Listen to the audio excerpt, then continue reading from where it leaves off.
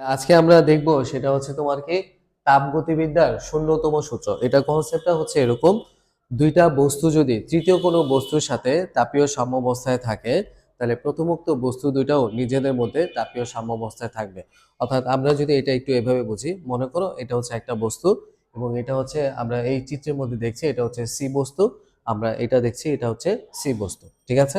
আচ্ছা, এখন এই সি বস্তুর ওপর আমি একটা বস্তু রাখলাম বি, অর্থাৎ এখানে যে নীল রঙের যে বস্তুটা আছে সেটা হচ্ছে বি, এবং এখানে তোমার হচ্ছে এ রঙের যে বস্তুটা আছে সেটা হচ্ছে এ রঙের বস্তু, বা হচ্ছে তোমার এই লাল রঙের বস্তু ধরলাম ওটা হচ্ছে এ।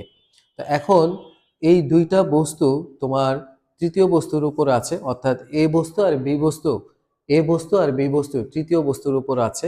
তাহলে বিষয়টা হচ্ছে এরকম, এই উপরের দুইটা বস্তু যদি তোমার নিচের বস্তুটার সাথে, অর্থাৎ নিচে যে সি বস্তুটা আছে সেটার সাথে যদি তাপীয় সাম্যাবস্থায় থাকে তাহলে প্রথম দুইটা বস্তুও তোমার হচ্ছে কি থাকবে বলতো, নিজেদের মধ্যে তাপীয় সাম্যাবস্থায় থাকবে, তাপীয় সাম্যাবস্থায় থাকবে। আর এটাকে তোমার কি বলা হয়, তাপগতিবিদ্যার শূন্যতম সূত্র। অর্থাৎ কনসেপ্টটা হচ্ছে এরকম, এই তৃতীয় বস্তুর সাথে প্রথম দুইটা বস্তু, অর্থাৎ এই তৃতীয় বস্তুর উপরে যে দুইটা বস্তু রাখা আছে এই দুইটা বস্তু যদি তোমার এই তৃতীয় বস্তুর সাথে তাপীয় সাম্যাবস্থায় থাকে, অর্থাৎ ধরে নিলাম এই তৃতীয় যে বস্তুটা আছে নিচে, ওর তাপমাত্রা যদি মনে করো 20 ডিগ্রি সেলসিয়াস হয়, 20 ডিগ্রি সেলসিয়াস হয়, তাহলে প্রথম দুইটা বস্তুর তাপমাত্রা, উপরে যে দুইটা বস্তু আছে সেই দুইটা বস্তুর তাপমাত্রাও কি হবে, 20 ডিগ্রি সেলসিয়াস করে হবে। এবং তাহলে বলা যায় কি, প্রথম দুইটা বস্তু নিজেদের মধ্যে একই তাপমাত্রা বিরাজ করছে বা একই তাপমাত্রা বিলং করছে, যেটা কিনা নিচের যে বস্তুটা আছে সেই তৃতীয় বস্তুটার কি সমান, ঠিক আছে?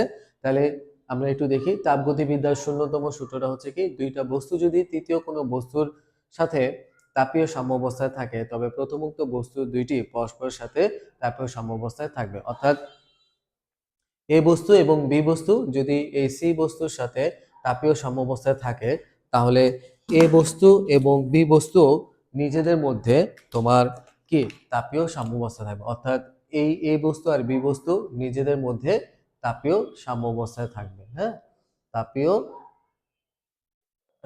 সাম্যাবস্থায় থাকবে, সাম্যাবস্থায় থাকবে, ঠিক আছে?